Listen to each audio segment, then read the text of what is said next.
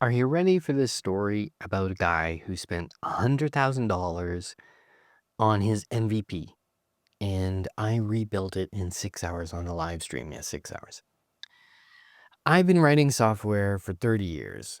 So trust me when I say this, the way this guy is doing it isn't how tech or business should be done. I'm Phil Smy. Welcome to Real Life Rails, and let's break this down.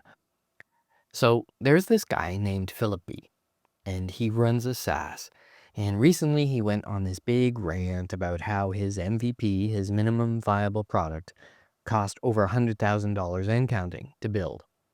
But neither he nor his co-founder Craig knows how to write a single line of code. And yet they're managing a tech company. Now I know a thing or two about building businesses. I've been in this game for decades. I've been writing software since floppy disks were a thing, and I've earned my MBA to sharpen my business acumen. So when I hear someone say they spent six figures on an MVP, my first thought is why? And my second thought is how? Philip B says that developers like me, the people who actually write the code, are willfully ignorant, his words, of how real business works. He even compared building software to building a house, saying you need a whole team of professionals to get it done. But here's the thing. MVPs aren't houses. They don't need architects, carpenters, bricklayers, plumbers. They just need somebody who knows what they're doing. Let's talk about what an MVP actually is. MVP is a minimum viable product. It's the simplest version of your idea. It's not supposed to be perfect. It's supposed to be quick, functional, and cheap. And the goal is to get it in front of users as fast as possible and learn from their feedback. But Philip B. and Craig decided to throw over $100,000 at theirs, which sounds more like an FEP, actually, which is a fucking expensive product. And I looked at what their software does, and I thought, not rocket science. So over the course of a 6 hours on live stream, I rebuilt their SaaS from scratch, line one. Cost, time, I guess, coffee. I drank a lot of coffee that day, and maybe a little extra electricity. I don't know. And to prove a point, I made the source code free for anyone to use. That's right, it's free. Link is in the description. But it's not just the $100,000 price tag. Philip B. is constantly announcing new features for this software of his, sometimes several per week. I mean, feature creep much? This isn't how you build a sustainable product. Adding endless features without focus makes your software kind of jack of all trades, master of none. It's like trying to turn a Swiss Army knife into a full toolbox. It might seem impressive, but it ends up just being bulky and impractical. A focused product is always more powerful than one that tries to be everything for everyone. And this guy, Philip B., he even knows this. He says it on one of his make money online training things that he offers. He just doesn't seem to be able to follow it himself. Philip B. claims that showing how to build MVPs on YouTube, like I do, is misleading. That we make it look too easy.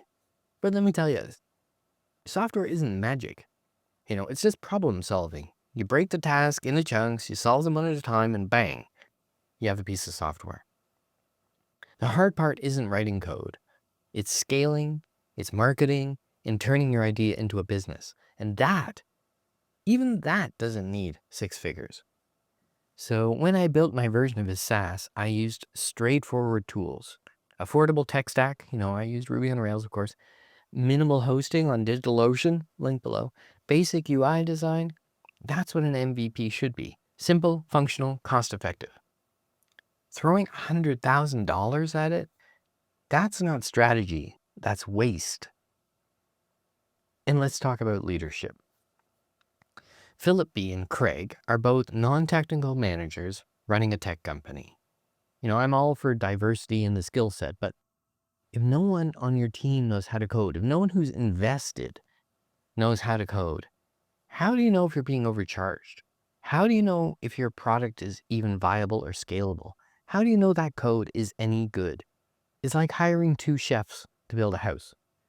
They're good under pressure and they are good at making decisions, but do they know how to lay a foundation? Probably not.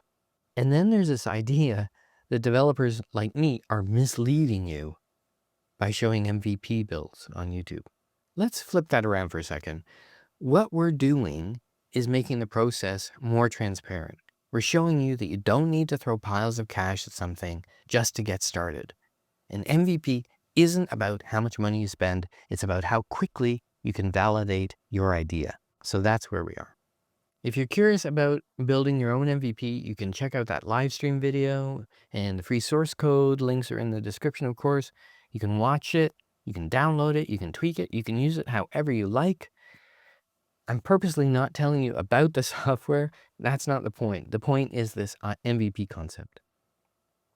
And if coding's not your thing, no problem. I do have a SaaS of my own called magnetmanager.com because this software is about creating lead magnets and managing them and getting them out to the world.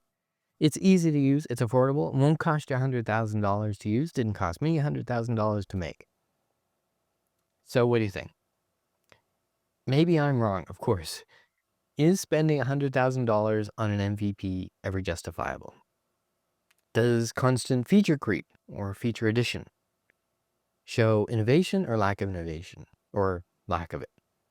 And do non-tech leaders belong in startups? So I'd love to hear your comments. Of course, like, subscribe, bell notification. And if you want to keep the conversation going, click the next video that's going to come up on your screen in a second, and I'll see you over there. Thanks for watching.